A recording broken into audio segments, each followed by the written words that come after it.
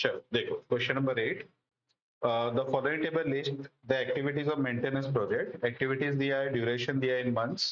Draw the project network, find the critical path and duration of the project. Suppose we require to employ a special piece of equipment on activities 1 to 3, 3 to 6, 2 to 5, 5 to 8, 8 to 9, one at a time. Will it affect the duration of the project? Explain. ठीक है, तो पहला part तो अपना common है, network वगैरह draw करना है। एक रफ डायग्राम बना लेते हैं, 1 to 2, 1 to 3, 1 to 4,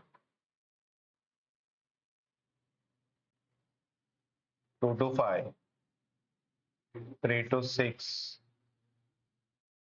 3 to 7, 4 to 7, 5 to 8, 6 to 8, 7 to 9, 8 to 9.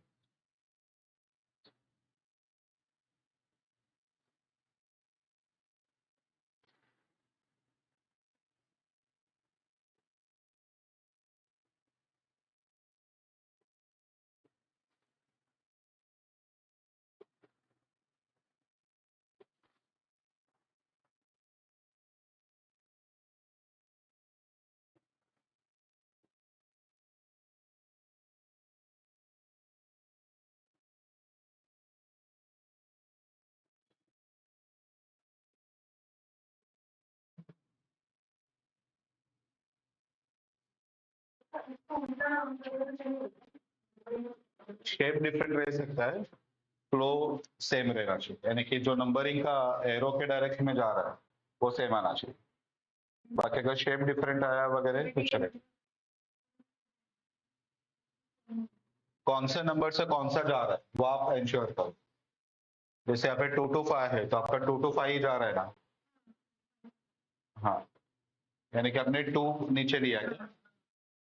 हाँ चलेगा, कोई प्रॉब्लम नहीं, ले सकते हो। लेकिन बनेगा तब तक ऐसा एक्सपेरिमेंट नहीं करने का अनलेस अगर वो नेटवर्क ड्रॉ ही नहीं हो रहा है, जैसे जब मारना है वगैरह, और उसके लिए अगर चेंज किया तो ठीक है।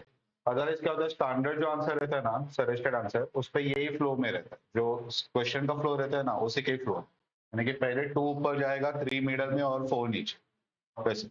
तो वो लोग को पेपर चेकिंग इजी होता है। अदरवाइज वो अगर उतना केयर नहीं किया तो वो डायरेक्टली कट करके आगे बढ़ेगा, तो गलत गलत। उसको भी उतना टाइम मिलना चाहिए ना कि वो चेक करे।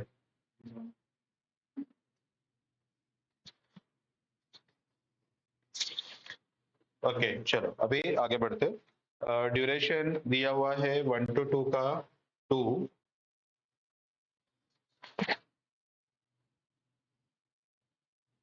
1 to 3 2, 1 to 4 1, 2 to 5 4, 3 to 6 5, 3 to 7 8, 4 to 7 3, 5 to 8 1, 6 to 8 4, 7 to 9 5 और 8 to 9 3। चलो अभी क्रिटिकल पार्ट, यहाँ पे बॉक्स वगैरह नहीं बनाया तो भी चलेगा, एक बॉक्स बनाया तो भी चलेगा। वैसे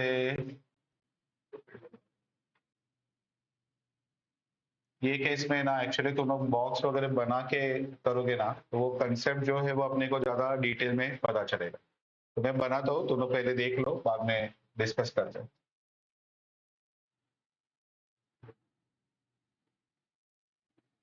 क्रिटिकल पार्ट के पॉइंट ऑफ व्यू से ये सब रिक्वायर्ड नहीं है, लेकिन जो कंसेप्ट अपने को आगे सीखना है उसके हिसाब से ये मैं बना रहा हूँ।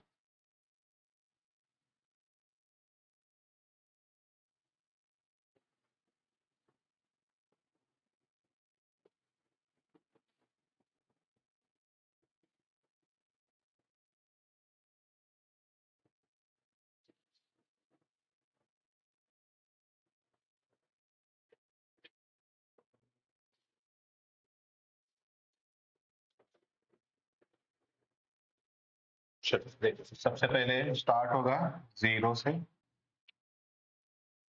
0 + 2 2, 0 + 2 2, 0 + 1 1, 2 + 4 6, 2 plus 5, 7, 2 plus 8 और 1 plus 3, तो 2 plus 8, 10, 7 plus 4, 11 और 6 plus 1, 7, तो 11, 11 plus 3, 14 और 10 plus 5, 15. अब 15 इसने दिया, 10 8 plus 2 ने दिया और 2 दिया 0 plus 2 ने, यानी कि इसमें 15, 10, 2 और 0 ट्राइंगल एंड बॉक्सेस सेम रहे. अब बाकी के लिए फाइंड करो, तो 15 minus 3, 12, ठीक है. 12 minus 1, 11, 11 minus 4, 7, 12 minus 4, 8, 10 minus 3, 7, ठीक है. अभी देखो सम क्या बोल रहा है. क्रिटिकल पाथ अपने को मिल गया है, क्रिटिकल पाथ प्रोजेक्ट ड्यूरेशन ये अपने को मिल गया है. तो critical path equal to 1379, project duration equal to 15 months. अभी सम ये बोल रहा है कि एक इक्विपमेंट है जो अपने को ये एक्टिविटीज पे लगता है. कौन सा एक्टिविटीज पे लगता है? 1 2 3, ये पहला एक्टिविटी है. 1 2 3 कहाँ पे? ये रहा, ठीक है. तो एक यहाँ पे अपने को लगता है, तो यहाँ पे मैं कुछ बना देता हूँ. ये एक एक्टिविटी है. दूसरा है 3 to 6, 3 to 6 ये रहा. 2 to 5, 5 to 8, 5 to 8 ये रहा. और 8 to 9 वो ये रहा, ठीक है. तो ये 1 2 3 4 5 जगह पे एक इक्विपमेंट अपने को चाहिए. अभी अपने को ये डिसाइड करना है कि अपने को कितने इक्विपमेंट लेना पड़ेगा. ये नॉर्मली लोग भाड़े से लेके आते, तो कितना इक्विपमेंट हायर करना पड़ेगा और कम से कम इक्विपमेंट हायर करके अपने को पूरा प्रोजेक्ट कंप्लीट करने को ट्राई कर. हाँ, लेकिन अगर पैसे बचाने के चक्कर में तुम लोग का प्रोजेक्ट ड्यूरेशन अगर बढ़ रहा है, 15 का 16 हो गया, तो नहीं चलेगा. तो प्रोजेक्ट ड्यूरेशन 15 का 15 ही रहना चाहिए और तुम लोग को कम से कम इक्विपमेंट यूज करके ये पूरा प्रोजेक्ट कंप्लीट भी करना है, ठीक है. तो अब इसमें अपन करेंगे कैसे? तो देखो, सबसे पहले जो एक्टिविटीज है ना, वो यहाँ पे लिख लेते हैं. एक्टिविटीज 2 to 5 है, 1 to 3 पहला है, 1 to 3, 2 to 5, 3 to 6, 5 to 8 और 8 to 9. ये सबका ड्यूरेशन 1 to 3 का 2, 2 to 5 का 4, 3 to 6 का 5, 5 to 8 का 1 और 8 to 9 का 3. अब ये सबका है ना अर्लीस्ट स्टार्ट टाइम, ठीक है. यानी कि कभी स्टार्ट कर सकते हैं. तो 1 to 3 में 1 का बॉक्स, ठीक है. तो ये स्टार्ट कर सकते हैं 0 पे, 2 वाला स्टार्ट हो सकता है 2 पे, 3 वाला स्टार्ट हो सकता है 2 पे, 5 to 8 5 वाला स्टार्ट हो सकता है 6 पे और 8 to 9 स्टार्ट हो सकता है 11 पे. Earliest finish time, sorry latest finish time, यानी कि 1 to 3 में 3 का ट्राइंगल वो लास्ट डे है, ठीक है. तो 1 to 3 में 3 का ट्राइंगल 2 है. 2 to 5, 5 का ट्राइंगल है 11. 3 to 6, 3 to 6 पे 6 का ट्राइंगल 8, 8 का ट्राइंगल 12 और 9 का ट्राइंगल 15, ठीक है. अभी हमने क्यों लिखा? ताकि अपने को पता चले कि कितना डिले यानी कि फ्लोट अपने को पॉसिबल. अब फ्लोट क्या था? जैसे अगर एक्टिविटी 2 to 5 पकड़ा, तो वो 2 तारीख को स्टार्ट कर सकते हैं. 4 दिन का काम है, यानी कि 2 को स्टार्ट किया, 4 दिन यानी कि 6 को खत्म हो जाएगा. लेकिन उसका लास्ट डेट क्या है? 11, यानी कि सिर्फ 5 दिन का डिले पॉसिबल, ठीक है. तो अपन वो फ्लोट कैसे फाइंड कर रहे थे? अपन स्टोरी बना था कि लड़की ऊपर वाले घर पे, लड़का नीचे वाले घर पे और ड्यूरेशन, ठीक है. तो 11 -2 -4, ठीक है, तो वो अपना टोटल फ्लोट था। वो फ्लोट यानी कि ये एक्टिविटी को कितना डिले कर सकती है। ठीक है, तो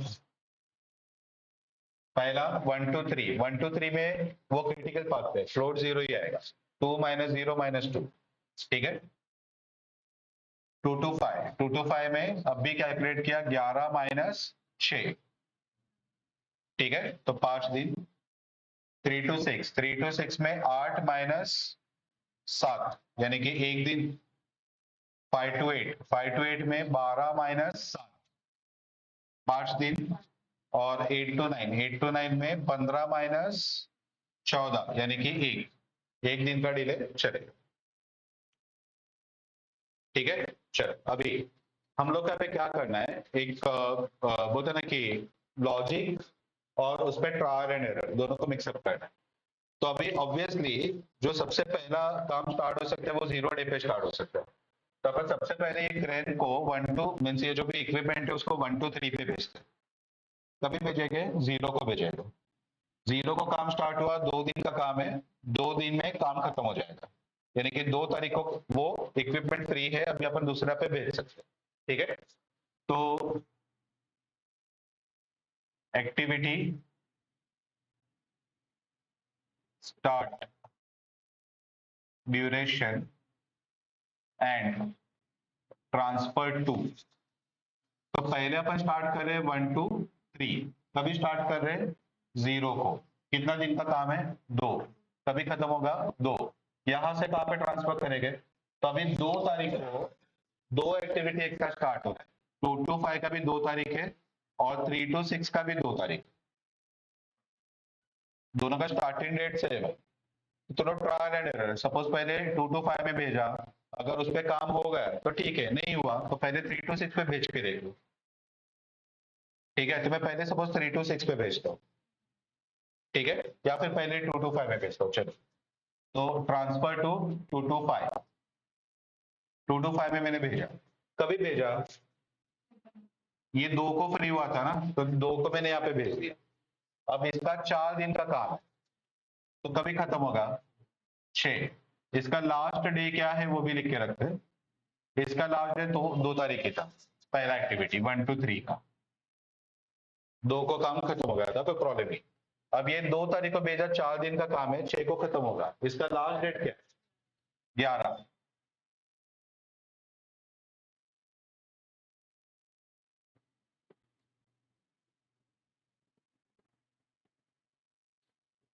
ठीक है, तो ये चल रहा है, बराबर से चल रहा है। 11 तारीख से पहले ही काम खत्म हो गया, 6 तारीख को काम खत्म हो गया। अभी 2 to 5 तो हो गया है, तो अभी 3 to 6 पे भेज दो इसको, ट्रांसफर टू 3 to 6। अब ये 3 to 6 पे कभी आएगा, 11 को आएगा, नहीं 6 को आएगा। 6 को काम खत्म हुआ ना, 11 लास्ट डेट था, काम तो 6 को ही खत्म हो गया ना अपना। तो 6 तारीख को 3 to 6 पे भेज दो। कितने दिन का काम है, 5। ठीक है, कभी खत्म होगा 11। इसका लास्ट डेट क्या है, 8। फेल हो गए, फेल हो गए, डिले हो गए। और ये क्रिटिकल पाथ का एक्टिविटी, सॉरी ये 11 8 के जगह पे अगर 11 को खत्म हुआ तो ऑटोमेटिकली अपना ये नंबर जो है वो हो जाएगा 11। 11 + 4 15, 15 + 3 18। अपना प्रोजेक्ट ड्यूरेशन 3 दिन से बढ़े। आया समझ में, तो ये फेल हो रहा है। अभी दूसरे अल्टरनेटिव में जाओ। एक्टिविटी पहले 1 to 3 में भेजो, ऑब्वियसली वो अपना 0 पे स्टार्ट हो रहा है तो पहले वहां पे भेजना पड़ेगा। उसका ड्यूरेशन एंड लास्ट डे और ट्रांसफर टू। तो 0 पे हमने ट्रांसफर किया, 2 दिन का काम है, 2 दिन पे खत्म हुआ, लास्ट डे भी 2 है। ठीक है, बराबर से काम कर रहा है। अब इसको पहले हमने 2 to 5 में भेजा था, अभी 3 to 6 पे भेजो, वो भी 2 तारीख को स्टार्ट हो रहा है, तो 3 to 6 पे चला जाएगा। कभी जाएगा, 2 को ही जाएगा। ठीक है, अब 3 to 6 पे 5 दिन का काम है, तो 7 को खत्म होगा। लास्ट डेट क्या है, 8। बराबर चल रहा है। ठीक है, अब यहां से अपन कहाँ पे भेज देंगे, 2 to 5 में। 2 to 5 में भेज दो। कभी काम खत्म हुआ था, 7 को। 7 को ये भेज दिया। कितने दिन का काम है, 4। कभी खत्म होगा, 11, लास्ट डेट क्या है 11, परफेक्टली फिट हो। ठीक है, अब 2 to 5 के बाद नेक्स्ट एक्टिविटी अपना है 5 to 8, ये 6 तारीख है और 8 to 9 11 तारीख है, तो ऑब्वियसली पहले 5 to 8 में भेजना पड़ेगा। ठीक है, तो 5 to 8 कभी भेज रहे हैं 11 को। ठीक है, कितने दिन का काम है, एक 12 को खत्म होगा, लास्ट डेट क्या है 12, सेट हो गए। ठीक है, 12 को 8 to 9 में भेज दो, 8 to 9 12 को आया, कितने दिन का काम है 3, 15 को काम खत्म होगा, लास्ट डेट क्या है 15। ठीक है, एक ही इक्विपमेंट सभी एक्टिविटीज को विदाउट डिलेइंग द प्रोजेक्ट हो सकता है। आया समझ में? तो ये ट्रायंगल एंड बॉक्सेस के बिना तुम लोग इसका आंसर निकाल नहीं पाओ, यानी कि भले क्रिटिकल पाथ वगैरह तुम लोग को बोला था वो ओरली तुम लोग कर लो, लेकिन इसका आंसर निकालने के लिए तुम लोग को ट्रायंगल एंड बॉक्सेस लगे। आया समझ में? तो क्या पूछ रहा था? इससे ज्यादा लग सकता है, लेकिन आज तक एग्जाम में ऐसा ना सीए वालों का आया है ना सीएमए वालों का आया कि जहाँ पे एक से ज्यादा लगा, यानी कि अगर एक से ज्यादा लगा तो पहले अपने आप पे डाउट करना कि तुम लोगों ने कुछ गलत किया, सम पे डाउट मत करना, क्योंकि आज तक ऐसे एग्जीबिशन एग्जाम में नहीं आया कि जहाँ पे 2 इक्विपमेंट लगे। ठीक है, हो सकता है प्रैक्टिकल है, लेकिन यहाँ पे ऐसा नहीं हुआ है अभी तक। तो इसके लिए पहले तुम लोग अपने आंसर को वापस क्रॉस चेक करना कि तुमने कुछ सीक्वेंस गलत तो नहीं लिया है ना। अगर वो फिर भी बराबरी है तो फिर अभी सम पे डाउट करो कि नहीं, तो फिर सम वाले नहीं बनाने वाले नहीं, 2 इक्विपमेंट वाला सम बना। ठीक है, तो ये वाला कुछ लिखने की जरूरत नहीं थी, सिर्फ अंडरस्टैंडिंग के लिए मैंने थोड़ा रिवाइज भी हो जाएगा उसके लिए बनाया। बाकी ट्रायंगल बॉक्सेस बना के डायरेक्टली, और तुम लोग को क्या करने का, ओरली पहले करके देखने, ये सब लिखने में टाइम वेस्ट नहीं करने का, ओरली करने का। अब ये पहला वाला फेल होगा ना तो एग्जाम में बताने की जरूरत ही नहीं, एग्जाम में डायरेक्ट यही बताए। हाँ समझ गए, क्योंकि ओरली हो जाता है। 2 तारीख को फ्री हुआ ना तो तुम लोग यहाँ पे 2 + 5 7, लास्ट डेट है 8, यानी कि यहाँ पे ज्यादा टाइम नहीं है। तो अगर यहाँ पे बाद में भेजा तो ये डिले ही होने वाला है, इसके लिए पहले यहाँ पे भेजने का। यहाँ पे देखो 2 को गया 4 तारीख, 6 को खत्म होगा, 11 तारीख तक डेट है, यानी कि इसमें बाद में भेजा तो चलेगा, इसमें बाद में भेजना पॉसिबल नहीं है, एक ही दिन का बीच पे वो गैप है। तो पहले यहाँ पे भेजो, बाद में यहाँ पे भेजो, ओरली होता है। ठीक है, इसका ऊपर नीचे हो सकता है, नॉर्मली नहीं होगा क्योंकि सभी का जो स्टार्टिंग डेट है ना वो अलग अलग है, यहाँ पे 0 यहाँ पे 2 है, ये दोनों में ऊपर नीचे हो सकता है स्टार्टिंग डेट। ठीक है, यहाँ पे तो ऑब्वियसली पहले तो भेजेगा 6 को, तो फिर ये पहले का तो काम होगा ही नहीं। अभी दूसरे पास कर लिया, दूसरे पास के बाद 5 से 8 को दे देंगे, बाद में 3 से 6 को नहीं ना, क्योंकि 3 से 6 का जो स्टार्टिंग डेट है वो 2 तारीख, तो तुझे जो स्टार्टिंग डेट है उसी के हिसाब से जाना पड़ेगा। पहले 3 to 7 में, बाद में 2 to 5, बाद में 8 to 9।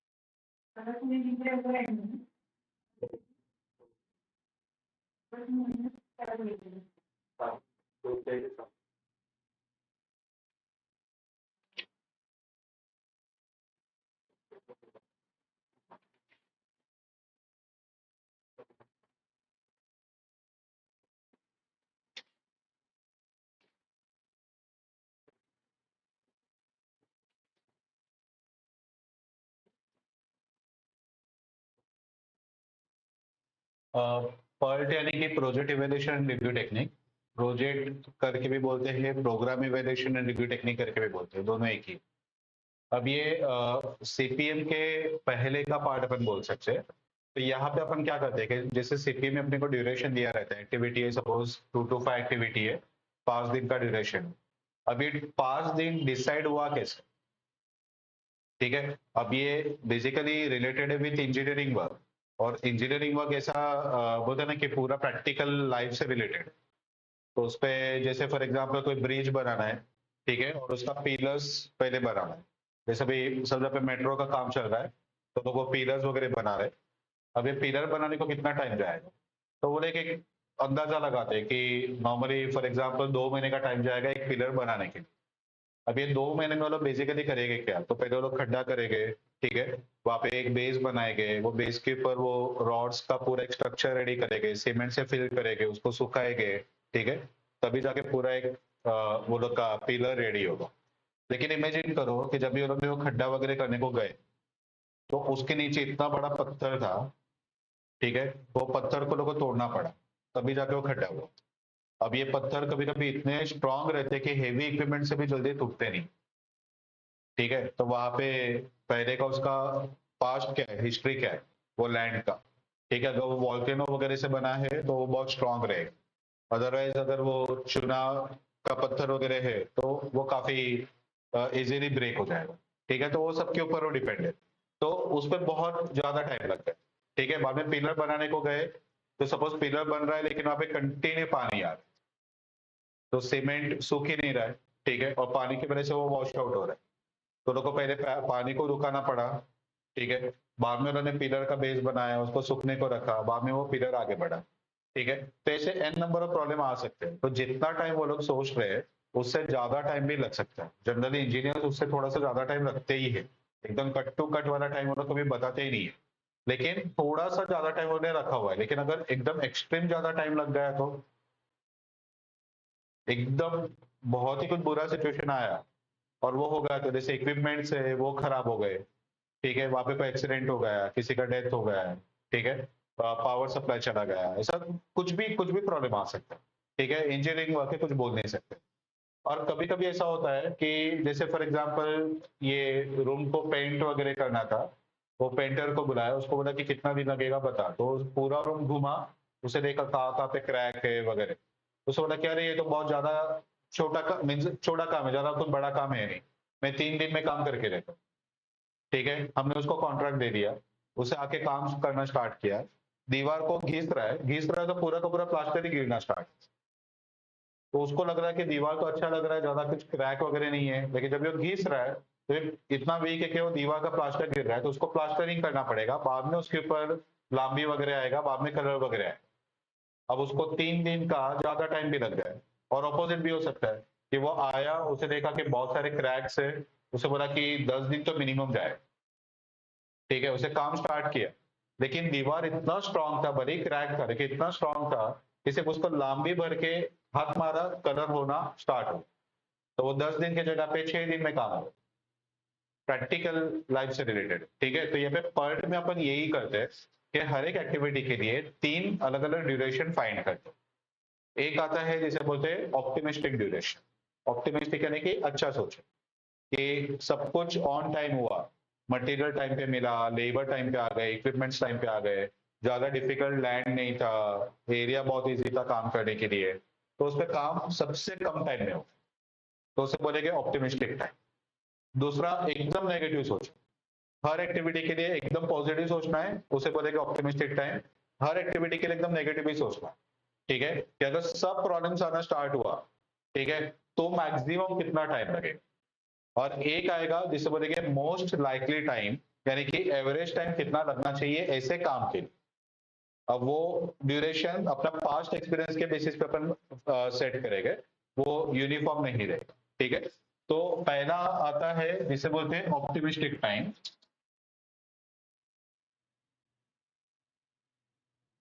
ऑप्टिमिस्टिक टाइम, इसको टी ओ करके बताया जाता है। टी यानी कि टाइम, ओ ऑप्टिमिस्टिक, ठीक है। दूसरा आएगा पेसिमिस्टिक,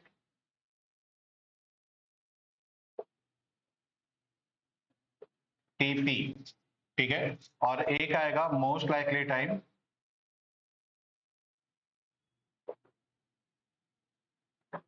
टी एम, ठीक है, और इसको ए एम और बी लेटर से भी डिनोट किया जाता है।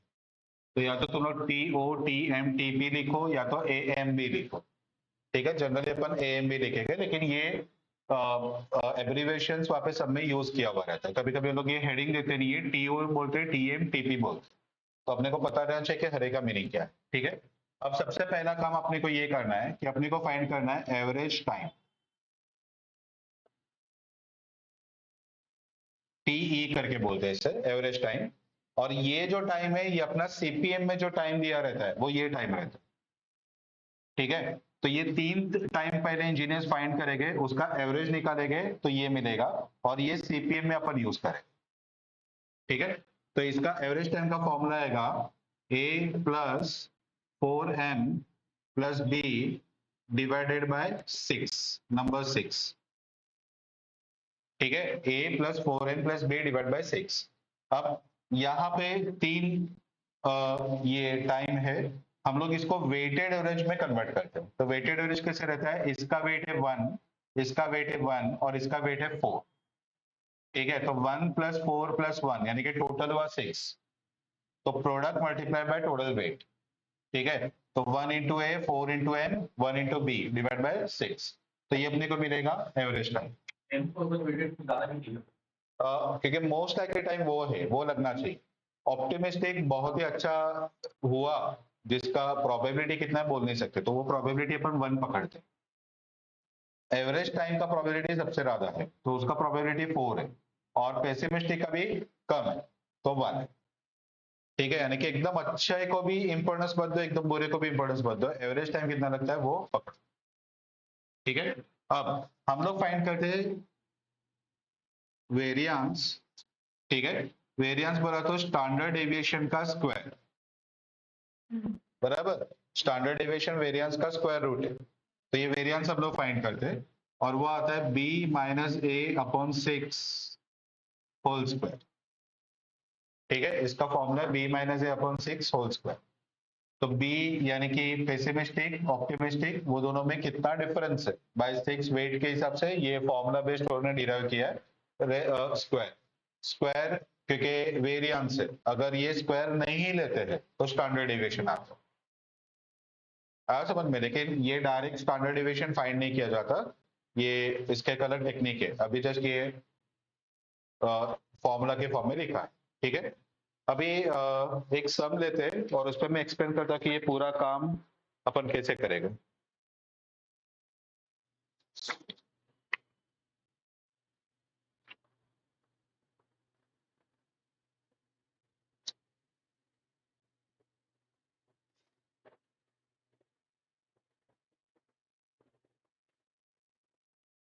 ये ले लो 15, question number 15। The activities involved in PERT project are detailed in the following table. Activity दिया हुआ है, optimistic time, most likely time, pessimistic time. कभी कभी वो लोग फंसाने के लिए क्या करेंगे, ऊपर हेडिंग लिखेंगे ही नहीं, वो लोग बोलेंगे ड्यूरेशन, और उस पर लिखेंगे 3, 6 और 15। तो पता कैसे चलेगा कौन सा ए, कौन सा एम, कौन सा बी। तो इस पे लॉजिक अप्लाई करने का, ऑप्टिमिस्टिक यानी सबसे अच्छा, यानी कि कम टाइम में काम होगा, पेसिमिस्टिक यानी सबसे ज्यादा टाइम, और मोस्ट लाइकली दोनों के बीच में रहेगा। तो इसको इंक्रीजिंग ऑर्डर में अरेंज कर लेने का, जो सबसे लोवेस्ट है वो ए, एम और बाद में बी।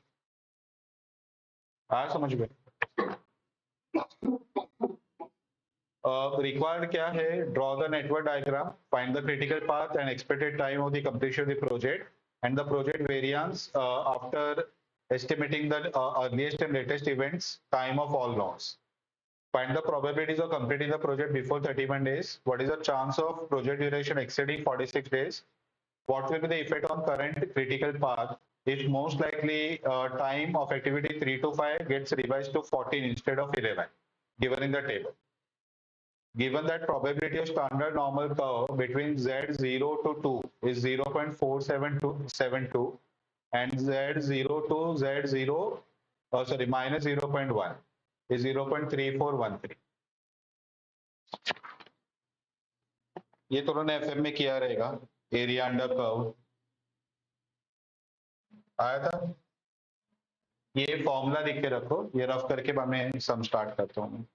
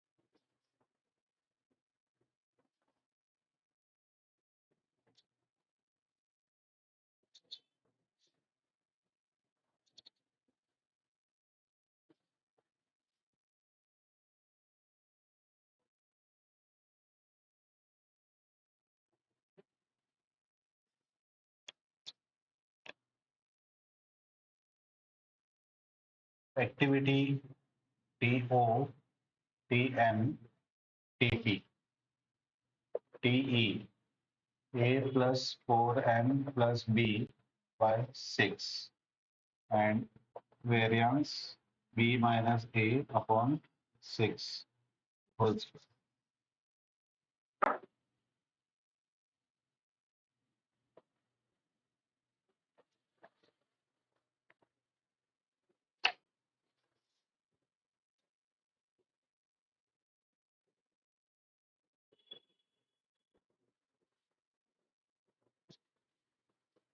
चल अभी एक्टिविटीज जो तुम लोग को दिया हुआ है 1 to 2, 2 to 3,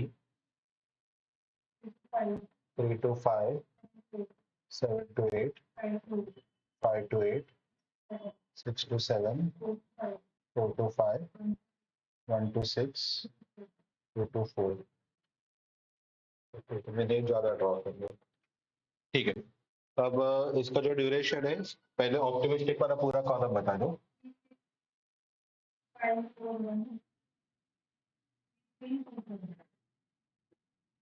okay next 6, 12, 11, 19, 4, 9, 6, 5, 5. 15, 13, 17, 28, 7, 27, 15, 14, 8. Okay चल अभी हम लोग को फाइंड करना है एवरेज टाइम। इसके लिए क्या करने का, पहले 4 और m को मल्टीप्लाई करो, a और b को ऐड करो, डिवाइड बाय 6। ठीक है, तो 4 कैलसी पे फास्ट फास्ट करेगा, ओरल में जिसका कॉन्फिडेंस है कि राइट आंसर ही निकालोगे तो ओरल करो, बाकी कैलसी पे करो। ठीक है, तो 4 into 6 plus 3 plus 15 bye 6।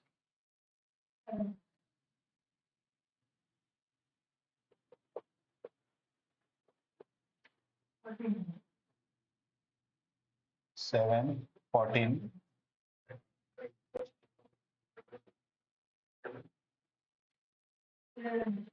4 into 12 plus 13 plus 6 by 6.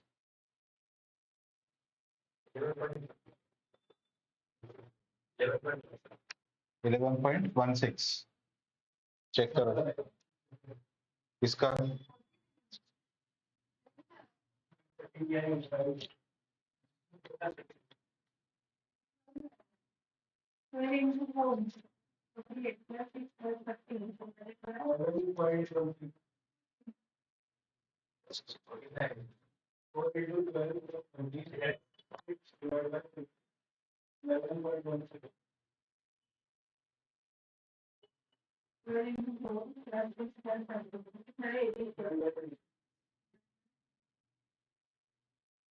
Thirty plus 13, 48 plus 19.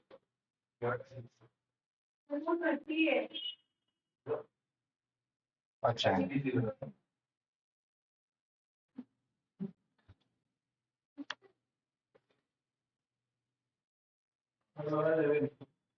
Okay चल नेक्स्ट।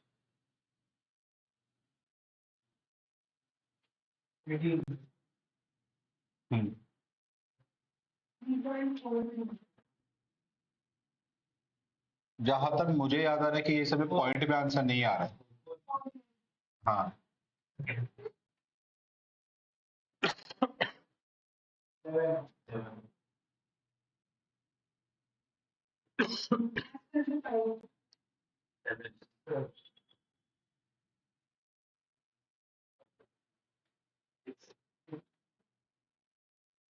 ओके चलो, तो ये हो गया अपना टीई एवरेज टाइम। ये अपना सीपी में जो टाइम दिया रहता है वो ये टाइम दिया रहता है, लेकिन वो आता कहाँ से, वो पर्ट से आता है। ठीक है, तो अपने को ये क्वेश्चन में दिया रहेगा, ये अपने को हर सम में फाइंड करना है, इसका फॉर्मूला सब में दिया हुआ नहीं रहेगा, ये तुम लोग को पता रहना चाहिए। ठीक है, अभी आता है हर एक्टिविटी के लिए अपने को फाइंड करना है वेरिएंस। ठीक है, तो अभी क्या करना है, b minus A by six whole square, तो 15 minus 3 divide by 6 into equal to किया तो वो स्क्वायर आ जाए। ठीक है, तो 15 minus 3 divide by 6 into equal 4। Next 30 minus 6 divide by 6 into equal. Next 17 और 5,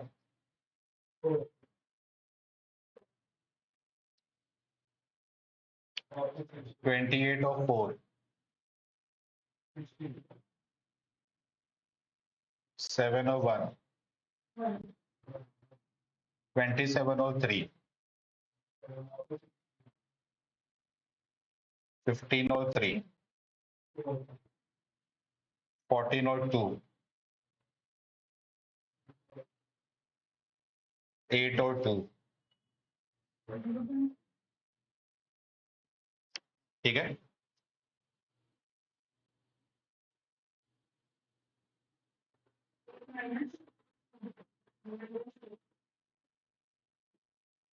ठीक है चलो, अभी एक बार अपना ये टेबल बन गया। टेबल पहले कंपलसरी बनाना पड़ेगा, नेटवर्क ड्रॉ करने में जा नहीं सकते क्योंकि ड्यूरेशन ही नहीं पता। ठीक है, अभी ये ड्यूरेशन लेके अपने को नेटवर्क ड्रॉ करना। एक बार ये दो फाइंड किया ना, तो ये तीन का अभी कोई काम नहीं, ए एम बी को भी इग्नोर करेगा। अभी ये दोनों का ड्यूरेशन और ये वेरिएंस अपने को आगे कुछ फाइंड करने के लिए लगेगा। चलो, अभी एक्टिविटी है 1 to 2, 2 to 3, 3 to 5, 7 to 8, वो अभी तक आया नहीं है, 5 to 8, 6 to 7, 6 आया नहीं है, 4 to 5 वो भी नहीं आया, 1 to 6, 2 to 4, अभी कौन सा बाकी रहा, 3 to 5 हो गया, 7 to 8, 7 आया नहीं है, 5 to 8 वो आ गया, 6 to 7, ठीक है, 4 to 5 और 1 to 6 हो गया, 7 to 8, कितने हो गए, एक 2 3 4 5 6 7 8 9, 1 2 3 4 3 4 5 6 7, कुछ अजीब ही है ना network. 1 to 6, 1 to 2, 2 to 3, 2 to 4, 6 to 7, 3 to 5, 4 to 5, 5 to 8, 7 to 8, ठीक है।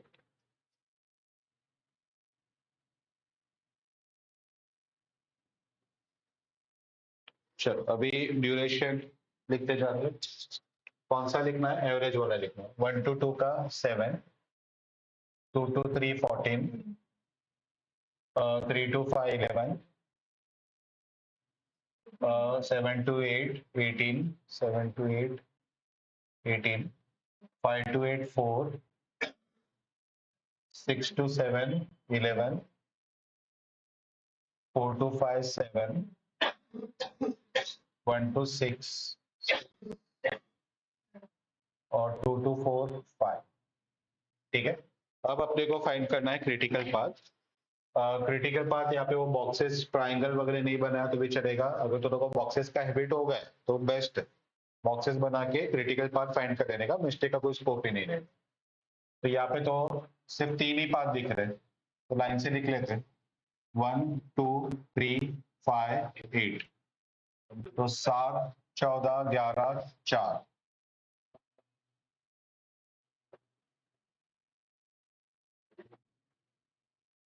36, वहां पे 1 2 4 5 8, 7 5 7 4, 23, 1 6 7 8, 6 11 18,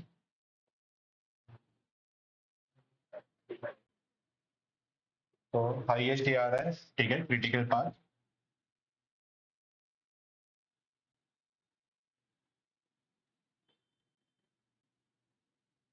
प्रोजेक्ट ड्यूरेशन,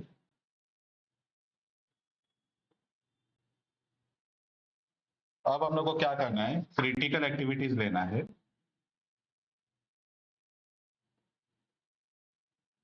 और उसका ड्यूरेशन लेना है, और एक और लेना है वेरिएंस ऑफ क्रिटिकल एक्टिविटीज।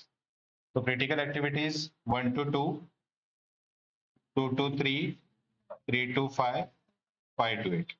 अब उसका ड्यूरेशन तो यहाँ पे लिखा हुआ है 7 14 11 4, टोटल 36। ये 36 को म्यू करके बोलते हैं, म्यू एवरेज म्यू, ठीक है। तो यू बनाने का और उस पर एक लाइन खींचने का म्यू, तो वो बनेगा 36, यानी कि प्रोजेक्ट ड्यूरेशन।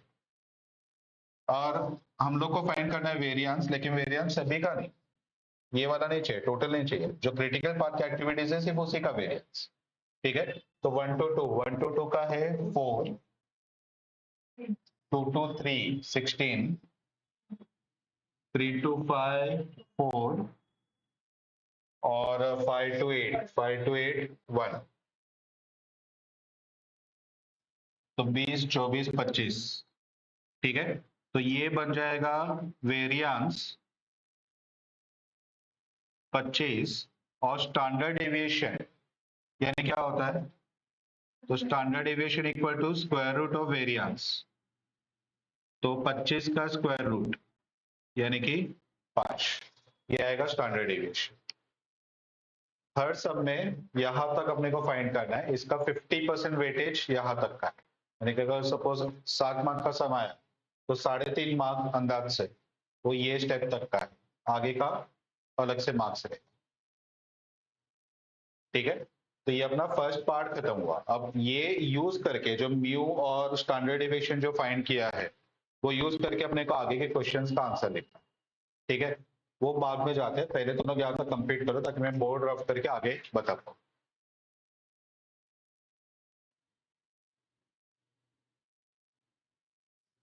चलो, अभी देखो यहाँ तक अपने को म्यू मिल चुका है इक्वल टू 36, और स्टैंडर्ड डेविएशन मिल चुका है दैट इज 5। ठीक है, ये दो चीजें अपने को पता है। अभी क्वेश्चन अपने को कुछ फाइंड करने को बोल रहा है। क्या फाइंड करने को बोल रहा है? First one, draw the network diagram, वो अपना हो गया। Find the critical path, expected time of completion of the project and project variance after estimating the earliest and latest times of all lots. अब earliest and latest time find करने को बोला है, यानी कि ईएसटी, ईएफटी।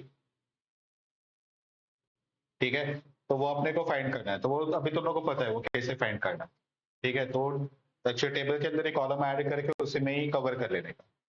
अब यहाँ पर तुमने उतना जगह छोड़ा नहीं रहेगा, लेकिन एग्जाम ऐसे ही करने का, एक ही टेबल में सब कवर कर लेने का।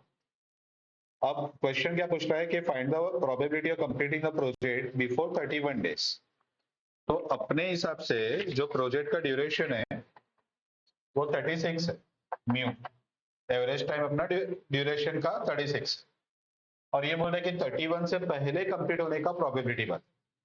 अब पहली बात तो ये है कि 31 से पहले होगा ही कैसे, जब भी ड्यूरेशन आ रहा है 36। लेकिन हमने यहाँ पे 36 कैसे फाइंड किया? तो एवरेज टाइम लेके फाइंड किया। लेकिन अगर ऐसा सोचे कि हर एक्टिविटी में ऑप्टिमिस्टिक टाइम आए तो जल्दी हो सकता है ना। ठीक है, तो उसका प्रोबेबिलिटी कितना है ये अपने को बताना है। ठीक है, अब इस पे ना अपन एक फॉर्मेट फॉलो करते हैं, वो कैसे, थोड़ा ध्यान से देखना स्टार्ट। तो probability of duration less than 31 days या मंथ्स क्या है? 31 डेज। ओके, सो अपने को फाइंड करना है, find the probability that is duration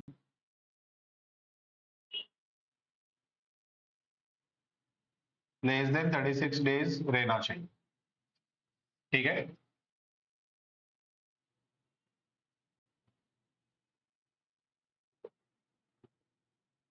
x less than 36 days, x यानी कि प्रोबेबिलिटी जो अपने को फाइंड करना है लेस देन 36 डेज।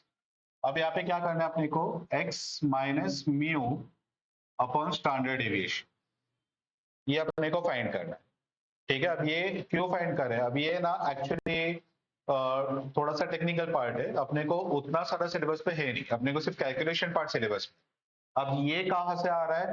वो इंजीनियर्स को उन लोग का पूरा प्रूफ है कि ये कैसे काम करता है, इसका क्या यूज है वगैरह। अपने को सब नहीं है, अपने को सिंपल ये फॉर्मूला लर्न करके आगे बढ़ना है। ठीक है, तो x माइनस म्यू अपन स्टैंडर्ड डेविएशन अपने को फाइंड करना है। अगर फॉर एग्जांपल मैं बताऊं कि फाई इक्वल टू फाई है, ये राइट है, फाई इक्वल टू फाई। लेकिन अगर मैं लिखूं कि ये फाई में मैंने 6 को मल्टीप्लाई किया, 2 से डिवाइड किया, ठीक है, और अभी भी मैं ये लिखूं इक्वल टू फाई, तो आंसर इज रॉन्ग। अभी मुझे क्या करना पड़ेगा? जो मैंने इक्वल टू के एक साइड किया वही मुझे इक्वल टू के दूसरे साइड पे भी करना पड़ेगा, तो ही ये इक्वल होगा। यानी कि अगर मैंने यहाँ पे x में म्यू माइनस किया, स्टैंडर्ड डेविएशन से डिवाइड किया, वो अगर x के साइड पे किया तो 36 के साइड पे भी करना पड़ेगा। ठीक है, और ये साइन बहुत इंपॉर्टेंट है, लेस देन का साइन है, क्योंकि प्रोजेक्ट लेस देन 36 बोला है। यहाँ पे दो ही साइन चलेगा, या तो लेस देन या तो more than, equal to sign भी अपने को नहीं चाहिए। ठीक है, अब ये हो जाएगा 36 minus mu upon standard deviation. ठीक है, अब ये टेक्निकली बन जाता है z, ये बन जाता है z। तो z less then 36 minus mu, mu कितना है? मैंने 36 लिख दिया, सॉरी, यहाँ पे 31 है, 31 डेज से कम। तो 31 minus mu 36 divide by standard deviation 5। ठीक है, तो z लेस देन 31 माइनस 36 यानी कि -5, -5 बाय 5, -1, ठीक है। तो z लेस देन -1 का आंसर मुझे निकालना है। Probability of duration less than 31 days, तो ये मेरा फॉर्म है, ठीक है। अब ये z वाला तो उन्होंने पार्ट आई थिंक एफएम में कवर किया रहेगा, वो कैप ड्रॉ करके एरिया अंडर कवर करके अपन निकालते हैं, डेरिवेटिव्स वगैरह में कहीं तो यूज हुआ रहेगा।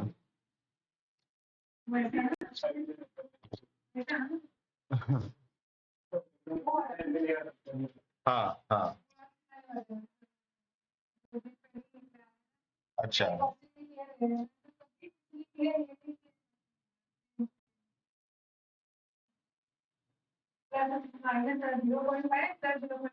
हम्म,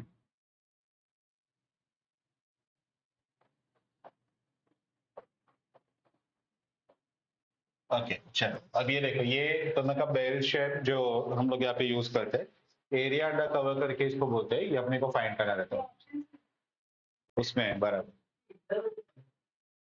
पर्ट टॉपिक में ही सिखा था। हाँ हाँ, तो ये अभी अपना प्रोबेबिलिटी फाइंड करने के लिए एरिया अंडर कर्व करके अपन ये फाइंड करते हैं। अब ये एरिया अंडर कर्व,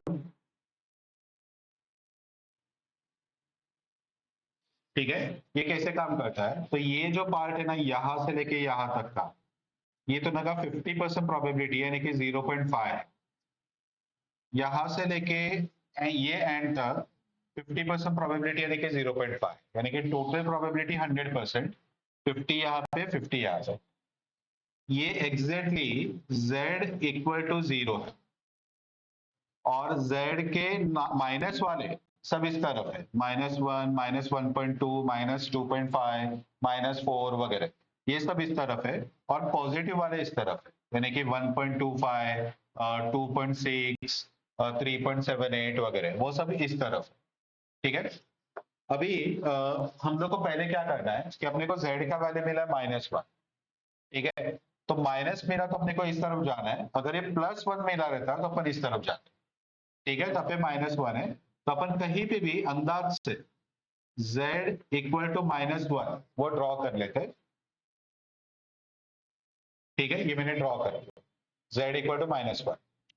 अब मुझे ये बेल शेप में कलर करना है, कलर कहाँ पे करना है, तो ये -1 के इस तरफ एंड तक, यहां तक, या तो -1 के इस तरफ, लेकिन ऑलवेज ये कलर एंड तक होता है, 0 पे रुकना नहीं, अगर इस तरफ कलर किया तो वो यहां तक जाना चाहिए कलर, इतना समझा, या तो लाइन के इस तरफ ये एंड तक, या तो लाइन के इस तरफ ये एंड। अब यहाँ पे कलर कौन सा साइड करना है वो दोनों को ये साइन बताए, ठीक है, तो ये साइन क्या बता रहा है, ये ऐसे बता रहा है, तो इसको है ना ऐसे इमेजिन करने का कि ये एक एरो है जो बोल रहा है इस तरफ जा, ठीक है, अगर ग्रेटर देन साइन रहेगा तो इसको इमेजिन करने का कि ये एरो है जो बोल रहा है इस तरफ जा, ठीक है, तो ये लेस देन साइन है, यानी कि ये बता रहा है कि लाइन के इस तरफ लेफ्ट हैंड साइड पे अपने को कलर करना है, और कलर कहां तक करना है, टिल एंड तक करना है, ठीक है, तो ये मैंने कलर किया। अब ये शेडेड एरिया का वैल्यू मुझे फाइंड करना है, इसको बोलते हैं एरिया अंडर कर्व। अब इसका मुझे वैल्यू फाइंड करना है, ठीक है, अब ये वैल्यू कैसे फाइंड करूंगा, तो इसके z के रेडीमेड टेबल्स आ, वो टेबल में मुझे ये वैल्यू देखना रहता है। अब ये टेबल कैसे रहते हैं, तुम लोग को सर ने दिया था क्या, एफएम का बुक तुम लोग लाए नहीं रहोगे ना,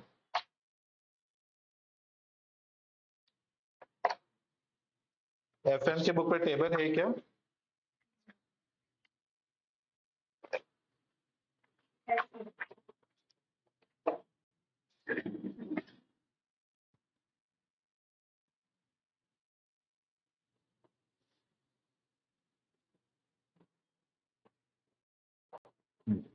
तो ये ऐसा एरिया अंडर कर्व 0 से लेके x का वैल्यू, x बोला तो अपने को जो वैल्यू फाइंड करना है वो यहाँ पे -1 है, तो उसका वैल्यू कैसे फाइंड करना है। अब फर्स्ट ऑफ ऑल ये जो हेडिंग है ना ये इंपॉर्टेंट है, ये बोल रहा है कि 0 से लेके x का वैल्यू, तो 0 यहाँ पे और ये तो लगा x -1, तो जो टेबल ये जो वैल्यूज बताएगा ना, जैसे कोई भी एक वैल्यू बताए, जैसे ये सपोज बताया 3684, ठीक है, तो ये जो वैल्यू रहेगा ना वो यहां से लेके यहां तक का रहेगा, और अपने को जो वैल्यू चाहिए वो यहां से यहां तक का चाहिए। तो एक टेबल ऐसा आता है कि जो दोनों को z से लेके मींस एंड से लेके यहां तक का वैल्यू बताएगा, एक टेबल ऐसा आता है। और दूसरा टेबल आता है जो 0 से लेके ये z-1 या जो भी रहेगा x वहां तक का वो वैल्यू बताएगा। ऐसा दो टाइप का टेबल आता है, ठीक है। तो दोनों को पहले देखना है कि टेबल कौन से टाइप का दिया है, ठीक है। अब यहाँ पे फाइंड कैसे करना है, तो अपना ये जो है वो 1 आया है, 1 बोला ना, तो इसको दोनों को कन्वर्ट करने का 3 डिजिट में 1.00 1.00, ठीक है, 3 डिजिट में रखना है ऑलवेज।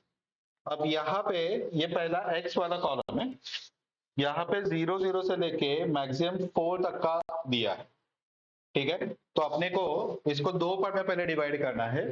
1.00 है तो 1.0 इसको सेपरेट करो और 0 को सेपरेट करो, ठीक है। 1.0 को सेपरेट और लास्ट और जो 0 उसको सेपरेट।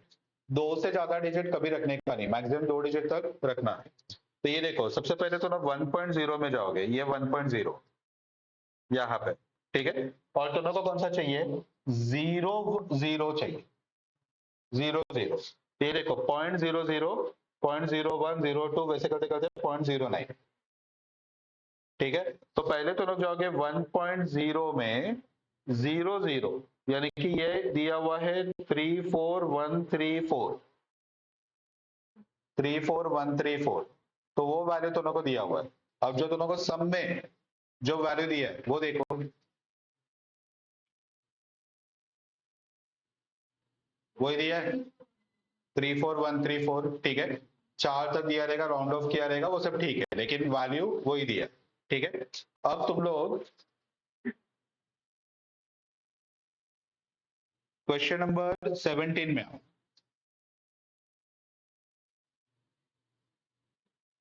17 उसका लास्ट लाइन देखो, z वैल्यूज दिया है, उसमें कितने का दिया है, z0 एंड z 1.92 का, ठीक है। तो 1.92 के लिए क्या करोगे, 1.9 में जाओगे और 2 वाले कॉलम में जाओगे, तो ये दिया है 47257, यानी कि 4726, और वहां पे कितना दिया है, ये ट्विस्ट है, ये टेबल बताने का रीजन ही वो था, ठीक है।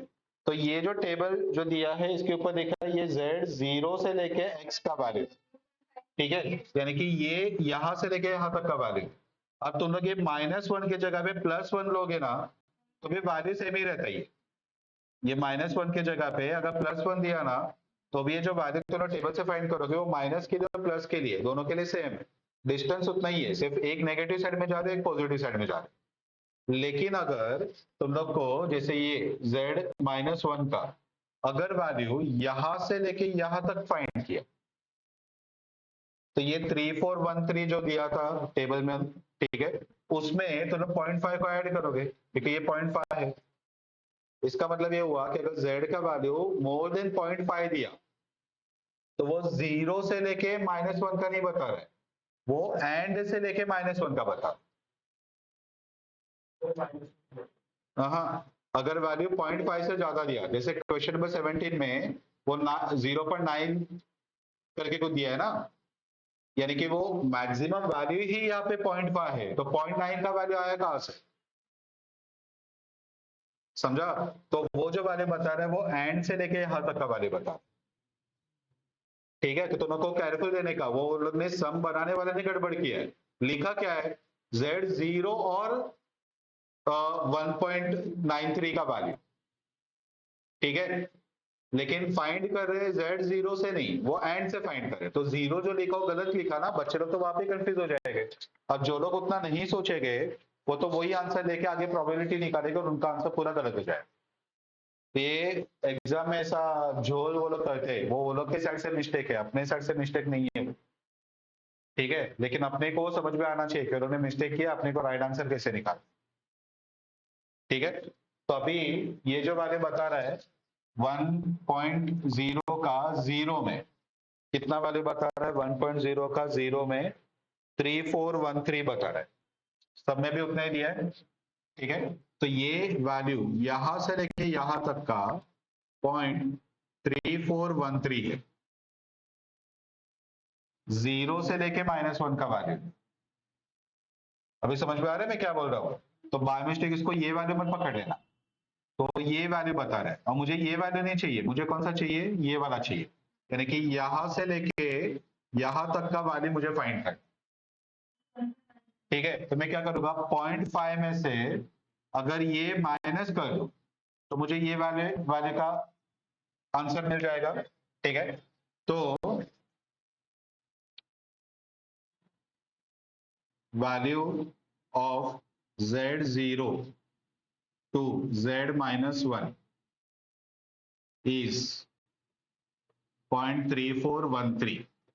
Therefore, probability of x less than 31 days equal to 0.5 total value, उस पे से 0.3413 माइनस करो।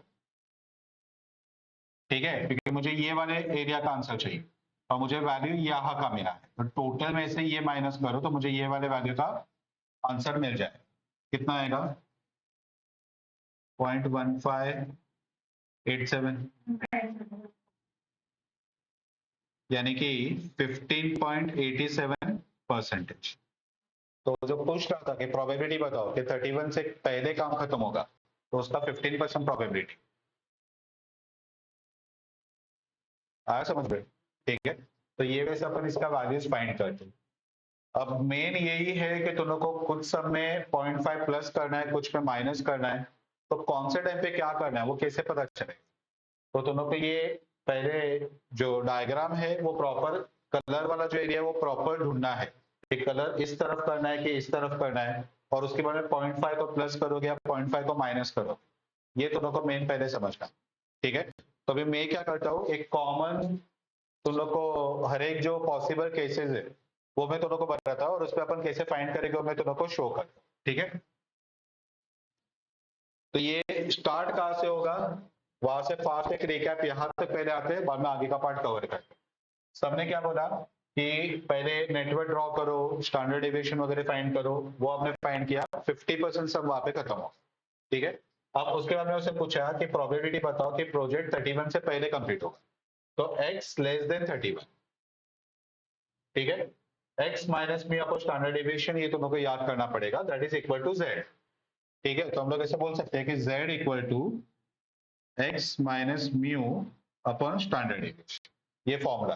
ठीक है, तो x अपने को पता है, अपने को इसको z में कन्वर्ट करना है, तो माइनस म्यू करें, स्टैंडर्ड डेविएशन से डिवाइड करें, सेम इक्वल टू के अपोजिट साइड में करना है, अपने को वैल्यू मिलेगा z आइदर मोर देन और z less than. Bell draw करना है, बेल ड्रॉ करने के बाद में अगर आंसर नेगेटिव है तो नेगेटिव साइड में लाइन ड्रॉ करो, आंसर पॉजिटिव है तो पॉजिटिव साइड में लाइन ड्रॉ करो।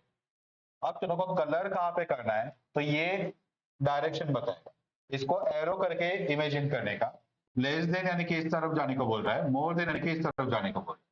ठीक है, तो ये लेस देन था यानी कि इस तरफ, तो लाइन के इस तरफ टिल एंड, ऑलवेज एंड तक कलर कट, मिड तक कभी नहीं। ठीक है, कलर करने के बाद में तो नंबर टेबल में लिखने का कि z 0 से लेके -1 का वैल्यू कितना है। ठीक है, अब वो जो वैल्यू बताएगा वो यहां से यहां तक का बताएगा। अब तो अगर कलर अगर यहाँ पे ही है तो ये फाइनल आंसर है, लेकिन अगर कलर तो ना ऑपोजिट साइड में है तो 0.5 में से ये माइनस करो तो ना ये बाकी के पार्ट का आंसर मिले। इतना समझा, यहाँ तक क्लियर है?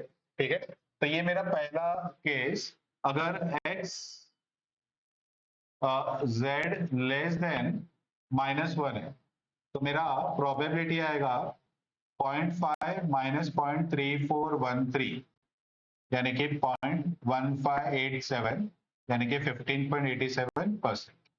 ये मेरा पहला केस में मैंने कवर किया। ठीक है, अब वैसे मैं कुछ और केसेस कवर कर रहा हूँ जो सम से रिलेटेड नहीं है, जनरल बता रहा हूँ। ये वाला पार्ट यहाँ तक का सम कर रहा हूँ। ठीक है, अभी मैं जनरल बता रहा हूँ कि अगर अलग अलग केसेस पे z का जो वैल्यू आएगा तो तुम लोग यहाँ पे बेल बना के कैसे फाइंड करो। ठीक है, तभी दूसरा लेता हूं, सपोज z मोर देन, कोई भी एक रैंडम नंबर लेते हैं 2.87, z मोर देन 2.87, ठीक है। तो पहले तुम लोग को बेल बनाने का,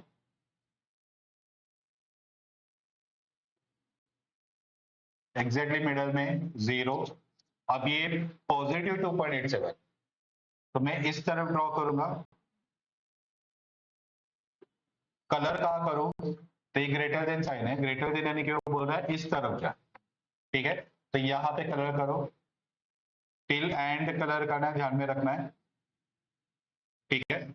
अब मैं टेबल में ढूंढूंगा, कैसे ढूंढूंगा, 2.87 है, तो 2.8 का 7 में मैं ढूंढूंगा, 2.8 का 7 में। तो एक काम कर, तो फोटो निकाल ले और बुक इनको पास कर दो।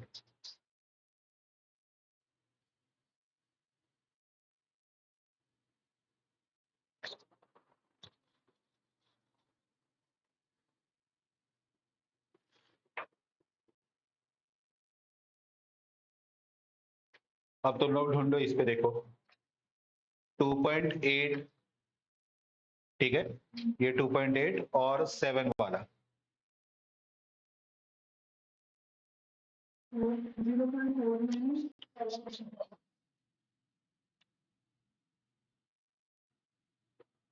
0.49795, तो 4980 ले लेते, ठीक है। 4 डिजिट जनरली रखने का। तो ये दोनों को दिया हुआ है। अब दोनों को ये पता है कि ये टोटल वैल्यू 0.5 है, और अपने को क्या फाइंड करना है, ये वाले का वैल्यू फाइंड करना है, यहां से लेके यहां तक का वैल्यू फाइंड करना है, ठीक है। तो प्रोबेबिलिटी कितना आएगा, प्रोबेबिलिटी इक्वल टू 0.5 माइनस 0.4980,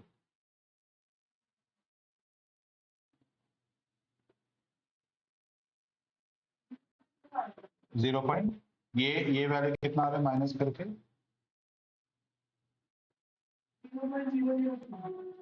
0.002, तो 0.2%, समझा। अब सेम लाइन पे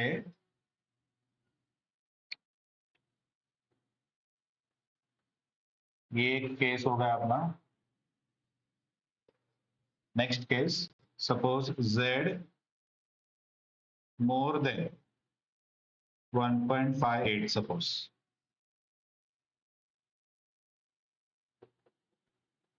minus 1.5, z more than minus 1.5, ठीक है।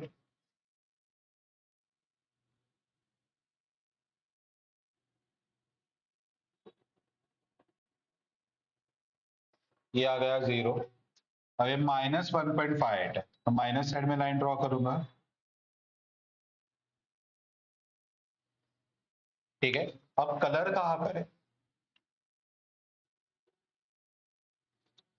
ये मोर देन साइन बता रहा है, यानी कि कहा इस तरफ। अब इस तरफ कहाँ तक ड्रॉ करें, तो टिल एंड तक, ये ध्यान में रखना है, ऑलवेज लाइन एंड तक ही ड्रॉ करना है, ठीक है। 0 पे एंड मत करना, ठीक है। अब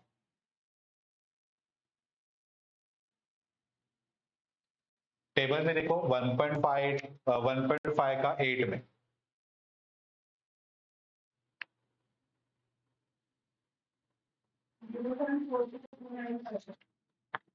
0.95, 44295, तो 4430 ले ले, ठीक है। तो 0.4430 ये अपने को वैल्यू मिल रहा है, ठीक है। लेकिन ये कहाँ से कहाँ का है, 0 से लेके 1.58 का। अब मैं वापस से बोलता हूँ कि टेबल माइनस के लिए अलग और प्लस के लिए अलग वैल्यूज नहीं बताता, तो माइनस 1.5 के लिए भी यही वैल्यू रहेगा और प्लस 1.5 के लिए भी यही वैल्यू रहेगा, वो वैल्यू चेंज नहीं होता, सिर्फ दोनों को ड्रॉ करने के टाइम पे प्रॉपर जगह पे लिखना है, ठीक है।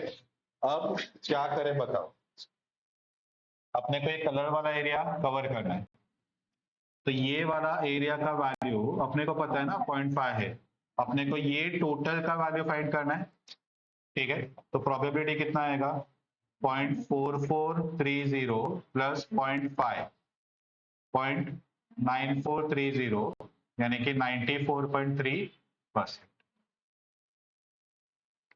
समझा? तो ये हो गया अपना नेक्स्ट केस। ठीक है, अभी नेक्स्ट वाला लेते हैं, z लेस देन सपोज 2.19। ठीक है, z लेस देन पॉजिटिव 2.19। तो पहले अपन बेल ड्रॉ करेंगे, बीच में आ गया 0। अब ये पॉजिटिव है तो पॉजिटिव साइड में 2.19 ड्रॉ करो। ठीक है, अब कलर क्या करना है, तो ये बोलता है लेस देन यानी कि इस तरफ जाओ, तो टिल एंड पूरा।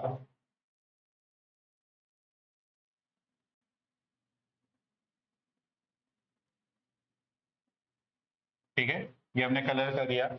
अब टेबल का वैल्यू फाइंड करो 2.1 का 9 में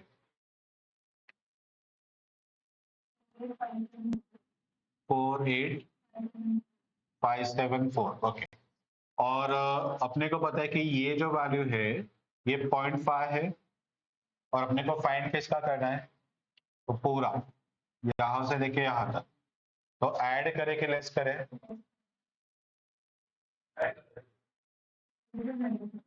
नहीं आपको देखो ये पूरा एरिया यहां से लेके यहां तक का वैल्यू फाइंड करना है। यहां से यहां तक का वैल्यू इतना है, यहां से यहां तक का वैल्यू इतना है। मैंने बताया ना, वैसे वैल्यूज में नेगेटिव साइन आता ही नहीं है, सिर्फ नेगेटिव साइन आप इस तरफ ड्रॉ करोगे, लाइन के इस तरफ ड्रॉ करोगे, वो वहां पे यूज होता है। बाकी टेबल तो वैल्यू सेम ही रहता है। ठीक है, यानी कि अगर मैं बोलूँ कि सपोज मुंबई से आप फॉर एग्जांपल गुजरात साइड में जाओ, यानी कि नॉर्थ में जाओ, कितना किलोमीटर, सपोज 200 किलोमीटर। या तो मैं बोलूँ कि यहाँ से साउथ साइड में जाओ, डिस्टेंस तो 200 किलोमीटर ही है ना। आप कोई भी साइड में जाओ तो आंसर जो आएगा वो पॉजिटिव ही आएगा, चाहे आप नेगेटिव साइड में गए या पॉजिटिव साइड में गए। आया समझ में? तो यहाँ पे जेड सॉरी प्रोबेबिलिटी का वैल्यू आ जाएगा, प्रोबेबिलिटी इक्वल टू 0.5 प्लस 0.4857, तो 0.9857 यानी कि 98.57%। आया समझ में? तो ये कौन सा z का वैल्यू पॉजिटिव आया कि नेगेटिव आया, मोर देन साइन है कि लेस देन साइन है, जो पॉसिबल केसेस है वो चारों पॉसिबल केसेस हमने कवर करे। वो हर एक केस पे कभी प्लस करना है कभी माइनस करना है। तो ये अभी कंफ्यूजन रहना नहीं चाहिए कि कुछ समय ये प्लस किया तो क्यों किया, कुछ समय माइनस किया तो क्यों किया। वो एरिया जो कलर वाला एरिया है उसका वैल्यू फाइंड करने के लिए क्या करना है, वो लॉजिक अप्लाई करना है, रूल बाहर नहीं करना है। समझा? और इसके लिए तो लोगों को टेबल को अंडरस्टैंड करना पहले सीखना पड़ेगा। इसके लिए तो लोगों को टेबल बताया, बाकी टेबल का वैल्यू सब में दिया हुआ रहता है, लेकिन उसको इंटरप्रेट कैसे करना है, तो वो ऑलवेज z 0 से लेके यहां तक का वैल्यू रहेगा, z 0 से लेके यहां का वैल्यू रहेगा। तो वो एंड से नहीं रहेगा, वो 0 से यहां का मिडल से रहेगा। आया समझ में? सिर्फ एक ही केस पे वो एंड से रहेगा, कभी जब भी वो 0.5 से बड़ा नंबर दिया तभी वो एंड से रहे। ठीक है, बाकी वो जहां पे भी 0.5 से छोटा नंबर दिया वो मिड 0 से ही रहेगा। ठीक है, और जब भी वो 0.5 से बड़ा नंबर दिया ना, उस पर भी इंटरप्रिटेशन थोड़ा समझना कि अगर सपोज फॉर एग्जांपल अपन ये वाला सम सॉल्व कर रहे हैं, ठीक है, ये वाला सम, और इसमें तुम लोग को z का जो वैल्यू है वो 0.5 से बड़ा नंबर दिया, ठीक है, यानी कि वो एंड से दिया है। अब जरा मुझे सोच के बताना कि वो इस एंड से यहाँ का वैल्यू है या फिर ये वाले राइट हैंड से लेके यहाँ का वैल्यू, राइट से। देखिए इस एंड से अगर यहाँ तक का वैल्यू रहेगा ना तो 0.5 से छोटा है। देखिए यहाँ से लेके यहाँ तक 0.5, तो वो ऑब्वियसली यहाँ से यहाँ का है। अगर ये वाला सम सॉल्व कर ले, ठीक है, और उस पे अगर 0.5 से बड़ा नंबर दिया तो दोनों का ये एंड से यहाँ तक का दिया, क्योंकि ये एंड से भी यहां तक का दे सकते हैं, लेकिन वो 0.5 से छोटा है। लॉजिक आ रहा है समझ में? वैसे वैसे सेम है, अगर ये वाला सम है और उस पर अगर 0.5 से बढ़ा दिया, ठीक है, तो वो ये वाले लेफ्ट एंड से दिया रहेगा कि राइट वाले एंड से दिया रहेगा? 0.5 से बड़ा नंबर दिया जेड का, राइट वाले से दिया रहेगा, क्योंकि इस वाले से देंगे ना तो वो तो छोटा नंबर आएगा ना 0.5 से। 0.5 से बड़ा नंबर यानी कि वो ये वाले एंड से दिया, और अगर ये वाले एंड से दिया ना तो वही तुम्हारा फाइनल आंसर है। क्यों? क्योंकि ये वैल्यू प्लस 0.5, तो 0.5 ऐड करके ही दे दिया है ना, वापस अभी ऐड करना ही नहीं है। समझा? और वैसे सेम में अगर यहाँ पे भी z का वैल्यू 0.5 से ज्यादा दिया तो वो यहाँ से दिया रहेगा, यहाँ से नहीं रहेगा, यहाँ से 0.5 से छोटा रहेगा, तो जो वैल्यू दिया वही तुम्हारा फाइनल आंसर। तो अभी इस पे भी बच्चे तो कंफ्यूज होते हैं कि सर आपने लास्ट सम में जो आंसर था उसी को फाइनल आंसर पकड़ा और ये सब में उसको माइनस किया, ऐसा क्यों किया? वो भी मैं दोनों को बताता हूँ। अगर ये वाला केस है, ये वाला केस, और इसमें अगर 0.5 से बड़ा नंबर दिया, ठीक है, तो तुम लोग आंसर कैसे निकालोगे? यानी कि फॉर एग्जांपल सपोज तुम लोग को दिया 0.75, वैल्यू ऑलवेज पॉजिटिव ही रहता है, मैं लाइन वाला नहीं बोल रहा हूँ, टेबल का वैल्यू, टेबल का जो वैल्यू फाइंड किया वो वैल्यू अगर 0.5 से बड़ा नंबर दिया, यानी कि सपोज 0.75 दिया, ठीक है, तो वो 0.75 यानी कि वो यहां से यहां का दिया रहेगा, यहां से यहां का तो वैल्यू 0.5 से कम आएगा, तो यहां से यहां का दिया, तो तुम लोग को अगर ये वाला एरिया फाइंड करना है तो किससे माइनस करोगे? 1 से माइनस कर, 0.5 से नहीं। समझा? क्योंकि ये पूरा वैल्यू 1 है, उसमें से 0.75 अगर यहाँ से यहाँ का है तो 0.25 निकलेगा, ठीक है, लेकिन वही डायग्राम अगर ये टाइप का है और उस पर अगर 0.75 वैल्यू दिया, तो 0.75 यहाँ से यहाँ तक का वैल्यू दिया और तुमको वही वैल्यू चाहिए, तो 0.75 तुम्हारा आंसर है, या पे -1 नहीं करोगे। समझा? डायग्राम देखने का, लॉजिक अप्लाई करने का। 0.5 से छोटा नंबर यानी कि वो मिडल से दिया है वैल्यू, और अगर 0.5 से बड़ा नंबर तो वो एंड से दिया। अब प्लस करो या माइनस करो, वो लॉजिक अप्लाई करके करने का, बाहर टिंग नहीं चले। क्लियर है? ओके,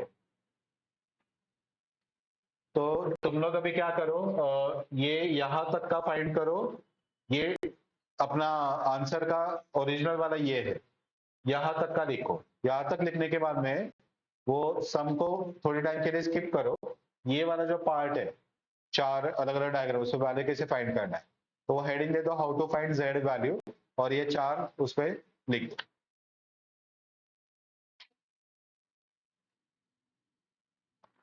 चलो अभी क्वेश्चन में आगे क्या पूछा है देख लेते हैं।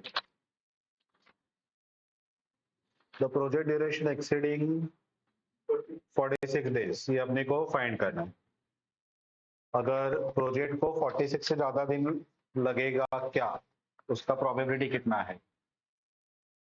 तो सेम लाइन पे पूरा जो आंसर है ड्राफ्ट करना है।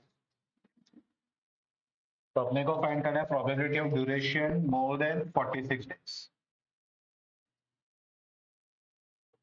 ठीक है, तो x more than 46, x minus standard deviation, sorry, x minus mu upon standard deviation. So 46 minus mu upon standard deviation. So 46 minus 36 by 5. Z more than 2 हो जाएगा. Z more than 2. बराबर? अभी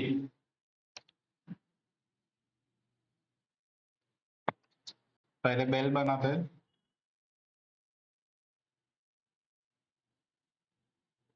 बीच पे आ गया 0. आंसर है पॉजिटिव, तो मैं positive side पे लाइन ड्रॉ करूंगा, ये 2 का. अब कलर का करना है, तो एरो इस तरफ जाने को बोल रहा है, तो यहाँ पे ड्रॉ करो. ठीक है, अब ये वैल्यू अपने को फाइंड करना है. और अपने को सब में जो वैल्यू दिया है वो ये वाला दिया है, ठीक है। क्वेश्चन में देखो कितना दिया है वैल्यू,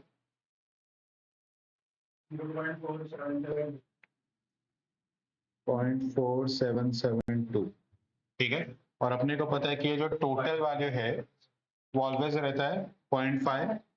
तभी बताओ प्लस करूं या माइनस करूं, माइनस।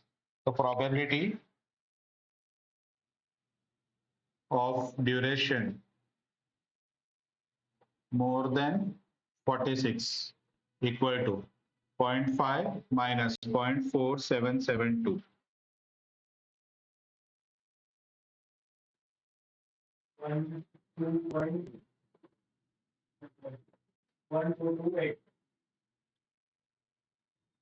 1228 यानी कि 12.28%।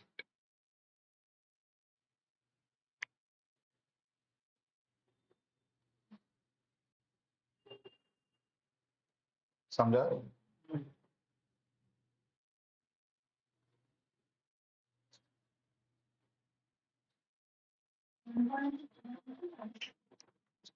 कितना आया?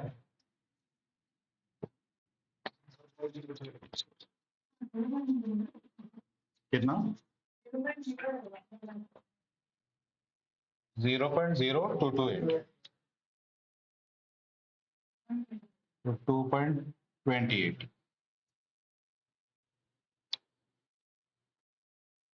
एक और उस पर पूछा है कि what will be the effect on current critical path if most likely time of activity 3 to 5 get revised to 14 instead of 11 days given in the table. The activity 3 to 5 revision of duration 3 to 5 का कौन सा बोल रहे हो लोग? Most likely TM वो हो रहा है 14, एग्जिस्टिंग 11 था, ठीक है। तो अगर वो 14 हो गया तो उसके हिसाब से TE कितना हो जाएगा? A plus 4N plus B apply करो, उसका बाकी का बताओ। 3 to 5 का 3 to 5 का कितना था? 5, 11 और 17 था, ठीक है। तभी हो जाएगा 5 प्लस 6 इंटू 14 प्लस 17/6।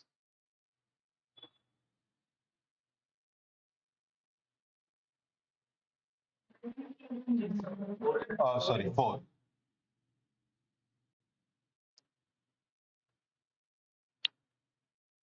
12.66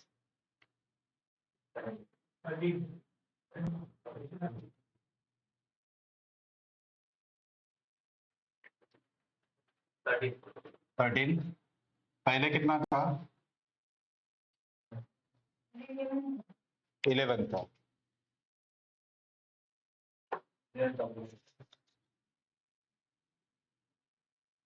एग्जिस्टिंग 11 था, अभी 13 था। अब पहले तो ये बताओ 3 to 5 अपने नेटवर्क में चेक करो क्रिटिकल एक्टिविटी है क्या, है, ठीक है। So since 3 to 5 is on critical path, increase in duration of 3 to 5 will increase critical path 2 by 2 days. Therefore, new critical path, new project duration will be अभी का 36 था प्लस 2 days, so 38 days। आया समझ में? Network वापस बनाने की जरूरत नहीं है, ठीक है। अब मुझे जरा सोच के बताओ, अगर 3 to 5 क्रिटिकल पाथ पे नहीं रहता तो तुम लोग आंसर कैसे लिखते? तो तुम लोग को, हाँ यानी कि फॉर एग्जांपल अभी क्रिटिकल पाथ का है 36 और दूसरा वाला पाथ है सपोज वो 35 है, ठीक है, और 3 to 5 वो दूसरे वाले पाथ है, तो जब भी वो 2 से बढ़ेगा ना तो क्रिटिकल पाथ वो बन जाए, यानी कि 37 अभी नया है, तो दोनों को चेक करना पड़ेगा। अब यहाँ पे काम इजी होगा क्योंकि वो क्रिटिकल पाथ पे ही था, तो क्रिटिकल पाथ ऑटोमेटिकली बढ़ रहा है। आया समझ में?